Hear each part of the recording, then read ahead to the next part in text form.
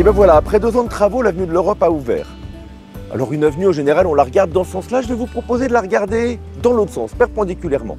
En fait, si je pars de loin, on a d'abord le bois de la Tuilerie. Vous vous souvenez ce petit bois dans lequel personne n'avait envie d'aller parce qu'il n'était pas très accessible.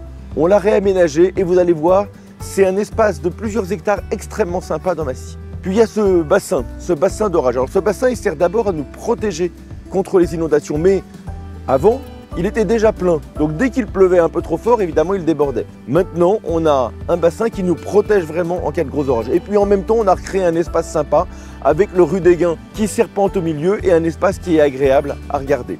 Et puis, pour les habitants d'Atlantis comme pour les habitants du centre-ville, l'avenue de l'Europe, c'était une rupture. Et bien là, ils vont pouvoir la traverser. Je pense en particulier aux collégiens qui vont à Diderot et qui habitent à Atlantis. Ils vont pouvoir facilement et en sécurité venir à vélo jusqu'au collège Diderot.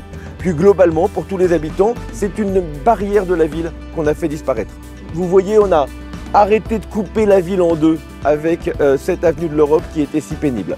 Évidemment, on va aussi la regarder dans ce sens-là et on pourra circuler. Vous avez vu qu'on a fait les aménagements pour qu'il y ait suffisamment de voitures qui passent au feu et qu'il n'y ait pas d'embouteillage. Voilà, il me reste à vous inviter le 31 août à 10h30 pour inaugurer ce nouvel espace pour Massy.